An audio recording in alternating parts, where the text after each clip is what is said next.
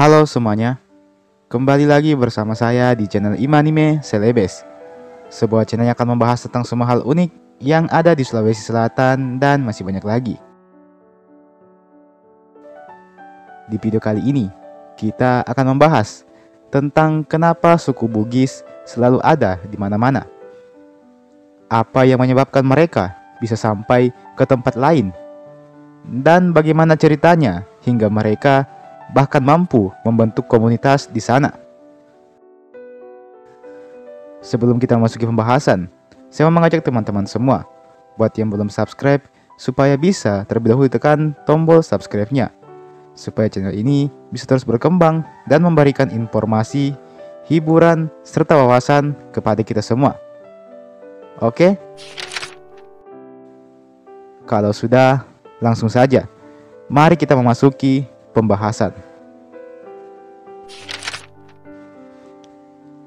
Sebagai suku yang paling banyak mendiami Sulawesi Selatan, suku Bugis tentu memiliki banyak sekali budaya yang tersohor ke berbagai daerah di Indonesia.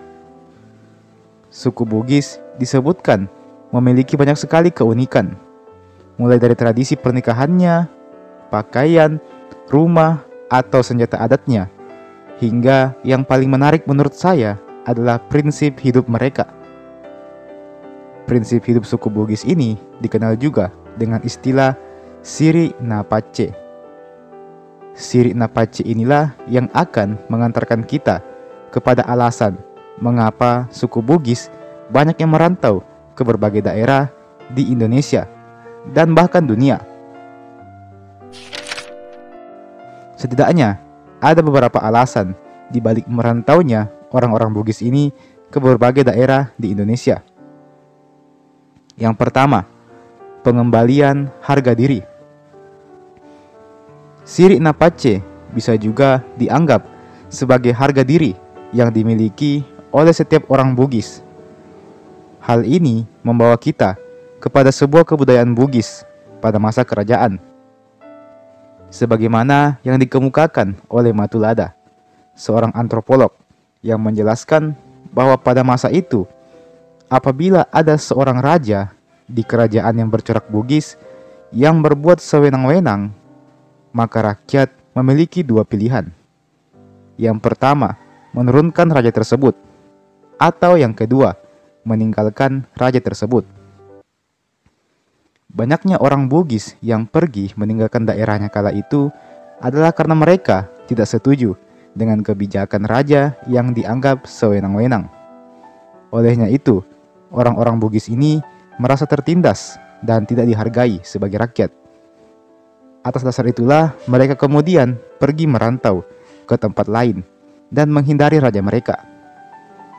Seiring dengan berjalannya waktu, orang-orang Bugis di perantauan ini kemudian menikah dengan orang-orang lokal di sana, beranak pinak hingga membentuk keluarga dan pada akhirnya menjadi sebuah komunitas suku Bugis di tempat tersebut.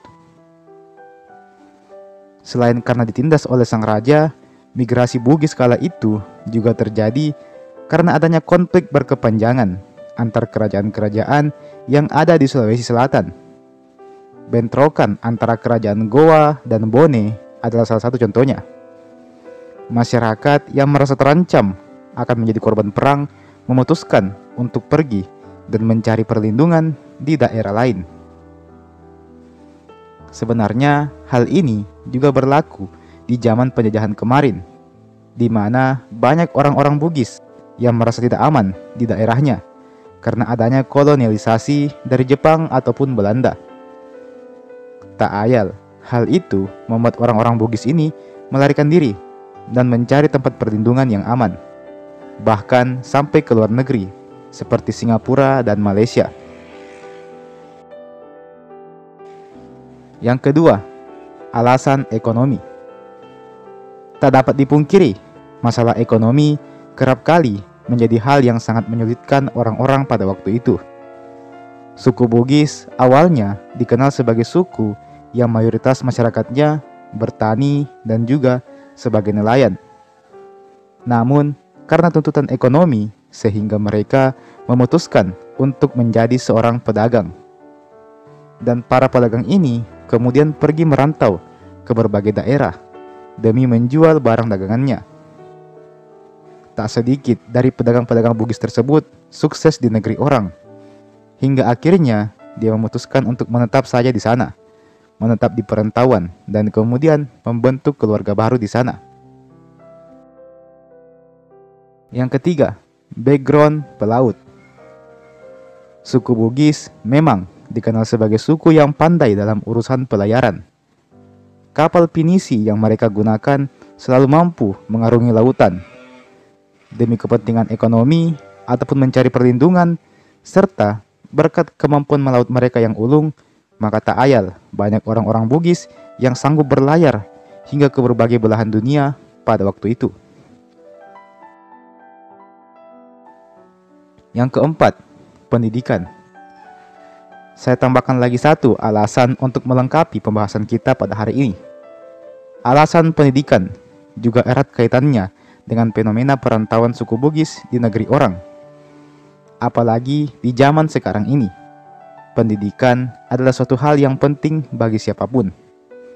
Orang-orang Bugis dan juga orang-orang dari suku lain di Sulawesi Selatan banyak yang merantau demi mengejar pendidikannya, mulai dari keluar daerah hingga ke luar negeri sekalipun. Dan ya, itulah tadi 4 alasan utama mengapa suku Bugis banyak ditemukan di berbagai tempat. Di masa lalu, mereka mungkin mencari perlindungan. Ada yang diusir, ada yang melarikan diri. Ada pula yang merasa tak terima dengan kebijakan rajanya, sehingga pergi merantau demi menjaga harga dirinya. Dan ada juga yang menjadi korban perang, dan tentu saja di masa ini ada yang pergi demi mencari rezeki sebagai pedagang. Dan terakhir sebagai seorang pelajar yang menuntut ilmu, padahal ilmu tidak bersalah.